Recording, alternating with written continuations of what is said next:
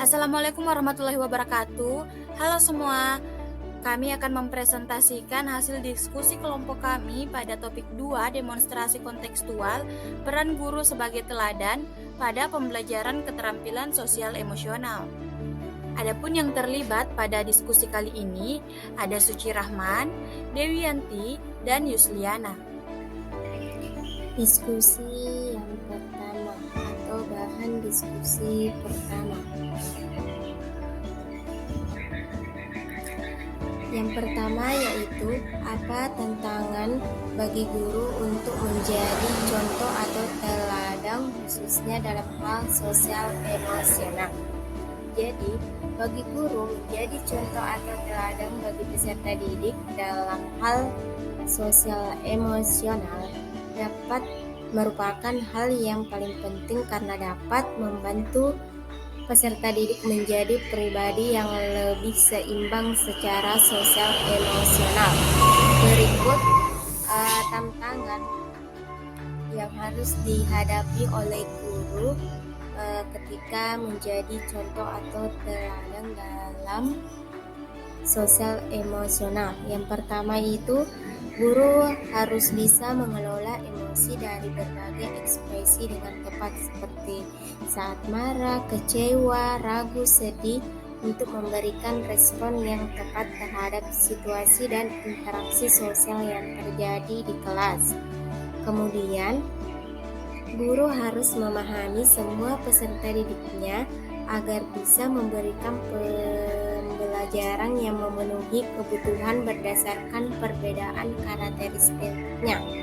Yang ketiga itu harus menjalin hubungan positif dengan peserta didik dan mendengarkan dengan empati ketika peserta didik memiliki sebuah masalah. Kemudian, guru harus membantu peserta didik mengatasi konflik dan menemukan solusi yang tepat bagi peserta didik yang menghadapi masalah. Selanjutnya soal nomor 2 pada diskusi pertama. Kasus yang ada berkaitan dengan hal di atas berdasarkan pada pengalaman Anda mengamati proses belajar mengajar yang pernah Anda ikuti. Adapun beberapa kasus pada pengalaman yang saya amati selama proses belajar mengajar di kelas sebagai berikut. Ada 3. Yang pertama, terdapat beberapa siswa yang tidak mau bekerja sama dengan teman kelasnya atau mereka memilih-milih teman sehingga terjadi ketidaknyamanan antar peserta didik seperti pada saat pembagian kelompok. Yang kedua, adanya peserta didik yang tidak ingin mendengarkan penjelasan guru dikarenakan mereka sudah memahami namun tidak memikirkan teman yang lain yang belum memahami. Yang ketiga, kurangnya rasa saling menghargai antar sesama peserta didik di dalam kelas. Dapat kita lihat seperti contohnya di pada saat kelompok yang pertama presentasi, kelompok yang lainnya ribut. Biasanya terjadi pada saat yang kedua yaitu bagaimana sekolah bisa mendukung pembelajaran sosial emosional. Apa saja tantangan bagi sekolah?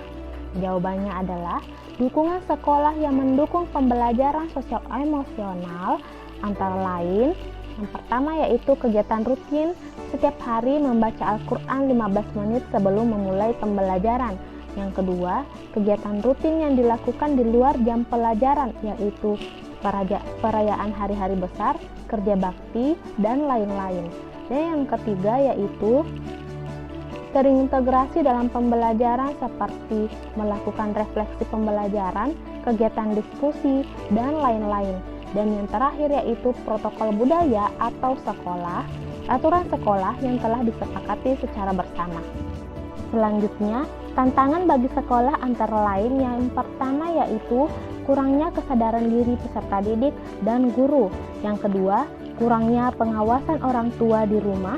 Dan yang ketiga, kurangnya komunikasi antara guru dan orang tua peserta didik. Yang keempat yaitu apakah karakteristik peserta didik bisa mempengaruhi penerapan pembelajaran sosial emosional? Jelaskan, bagaimanakah menghadapi kendala tersebut? Menurut kami, Iya, karena peserta didik dalam satu kelas itu memiliki karakteristik yang berbeda-beda, baik dari segi latar belakang keluarga, status sosial, tingkat kemampuan, sifat, watak, maupun lainnya yang dapat menjadi pemicu terjadinya respon. Tentunya perbedaan inilah yang dapat mempengaruhi capaian sosial emosional masing-masing peserta didik. Adapun strategi menghadapi kendala tersebut, yang pertama yaitu melakukan asesmen diagnostik non-kognitif yang bertujuan untuk mengenali profil karakter peserta didik, terutama kondisi sosial emosionalnya sebelum melaksanakan proses pembelajaran. Kemudian melakukan pendekatan secara pribadi atau personal bagi peserta didik yang berada dalam kondisi khusus.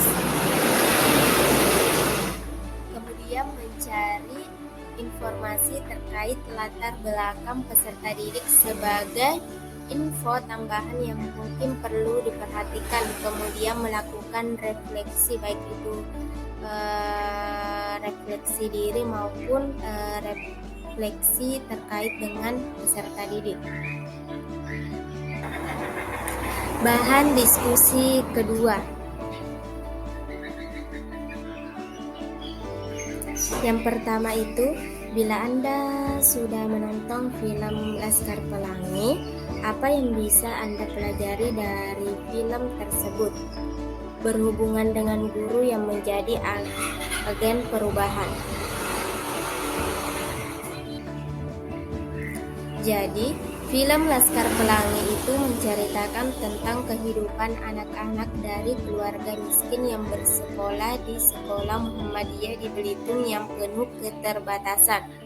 Melalui film Laskar Pelangi ini kita belajar bahwa dalam mencapai cita-cita diperlukan daya juang, dedikasi, komitmen, dan pengorbanan. Keberhasilan peserta didik dalam film ini bukan hanya sekedar perjuangan peserta didiknya, melainkan adanya peran guru yang menularkan nilai-nilai kehidupan yang positif. Jadi, hal yang kami pelajari dari film Laskar Pelangi yang berhubungan dengan agen perubahan, yang pertama yaitu seorang guru harus mampu melaksanakan kegiatan pembelajaran secara maksimal meskipun dalam keadaan sulit maupun berada dalam keterbatasan. Kemudian, seorang guru yang sedia menghargai perbedaan yang dimiliki peserta didiknya. Kemudian, kemampuan guru dalam mengelola kelas dan memanfaatkan apa yang ada dalam lingkungannya untuk mengatasi keterbatasan sarana dan prasarana. Kemudian, kemampuan guru memberikan pembelajaran tak hanya di dalam kelas, melainkan di luar kelas. Selanjutnya, hal yang kami pelajari dari film Laskar Pelangi yang berhubungan dengan guru sebagai agen perubahan yaitu menunjukkan kesetiaan, pengabdian, dan integritas seorang guru terhadap profesinya. Dan yang terakhir yaitu guru yang selalu memotivasi peserta didik, membimbing untuk terus mempertahankan dan menunjukkan identitas dirinya. Selanjutnya, soal yang kedua pada diskusi 2. Anda bisa menonton alternatif film lain berhubungan dengan guru sebagai agen perubahan seperti film Deadwood Society dan Sekolah Rimba. Seperti yang dijelaskan pada soal yang akan kami ambil itu ada 2 film. Yang pertama, film Deadwood Society yang dapat dilihat sampulnya pada layar, dan yang kedua itu Sekolah Rimba yang dapat dilihat sampulnya pada layar juga. Film yang pertama, film Deadwood Society. Pada film tersebut dapat diamati bahwa guru menggunakan metode dan strategi yang menarik untuk menghidupkan kelas dan memotivasi peserta didik. Guru melakukan pendekatan secara mendalam pada peserta didik yang dapat berdampak pada pembelajaran 2 arah.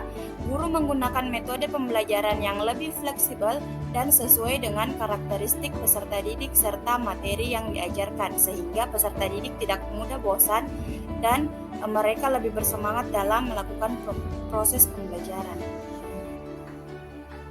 Film yang kedua yaitu Sekolah Rimba. Pada film tersebut dapat diamati bahwa untuk menjadi seorang guru harus betul-betul dari dalam diri atau panggilan jiwa dari seorang individu tersebut. Mereka bukan hanya mengajar di dalam kelas, namun harus siap ditempatkan dimanapun dengan kondisi apapun. Pendidikan harus merata, semua orang harus mendapatkan pendidikan yang layak dan pendidikan yang sama. Orang yang di desa dan orang di perkotaan sama-sama memiliki hak untuk mendapatkan pendidikan. Tidak ada pembeda antara pendidikan yang didapatkan di pedesaan dan pendidikan yang didapatkan di perkotaan, semuanya sama. Selanjutnya, apa yang bisa Anda pelajari dari kejadian atau film tersebut dan apa hubungannya dengan pembelajaran sosial emosional dari film Deadpool Society? Yang pertama yaitu kesadaran diri atau self-awareness. Guru perlu memberikan motivasi untuk menumbuhkan semangat peserta didik untuk menjadi sosok yang jauh lebih baik. Yang kedua, manajemen diri atau self-management. Di sini, Neil mencoba melakukan bunuh diri karena tertekan dengan permintaan orang tuanya. Nah, hal tersebut berkaitan dengan memanajemen diri. Yang ketiga yaitu kesadaran sosial atau social awareness. Guru perlu memiliki kemampuan berkomunikasi dengan cara yang baik, termasuk kepada peserta didiknya secara baik-baik. Yang keempat yaitu pengambilan keputusan yang bertanggung jawab atau responsible decision making. Lakukan apa yang ingin kamu lakukan. Langkah ini dapat melatih peserta didik dalam mengambil keputusan yang bertanggung jawab. Dan yang terakhir yaitu keterampilan sosial atau relationship skills. Di sini, murid tidak mematuhi aturan yang diberlakukan di sekolah. Namun, kedatangan Mr. Keating, murid mampu menaati peraturan. Berikutnya, apa yang bisa Anda pelajari dari kejadian atau film tersebut dan apa hubungannya dengan pembelajaran sosial emosional? Di sini kita membahas tentang film Sekolah Rimba. Yang pertama yaitu kesadaran diri atau self-awareness. Di sini memberikan kesadaran untuk menganggap pendidikan itu sangat penting bagi anak-anak. Hal ini kemampuan memahami emosi dan pikiran orang lain. Yang kedua yaitu manajemen diri atau self-management. Di sini, walaupun sulit mengajar anak rimba tersebut, Bu Butet mampu melewati kesulitan dengan tetap mengajar anak rimba tersebut hingga mereka pandai membaca. Yang ketiga, pengambilan keputusan yang bertanggung jawab atau responsible decision making. Keputusan penting yang dilakukan Bu Butet hingga memperoleh bantuan dalam mengajar di sekolah rimba sehingga membawa keberhasilan anak-anak hingga mereka pandai membaca. Yang keempat, kesadaran sosial atau social awareness. Pendidikan penting bagi individu. Bu Butet rela dipecat dari pekerjaan sebelumnya demi mengajarkan anak-anak rimba membaca, menulis, dan berhitung. Dan yang terakhir yaitu keterampilan sosial atau relationship skill. Kesadaran bahwa keterampilan Bu Butet dalam beradaptasi kepada anak rimba sangatlah penting agar mereka dapat menerima ilmu yang diberikan dengan baik.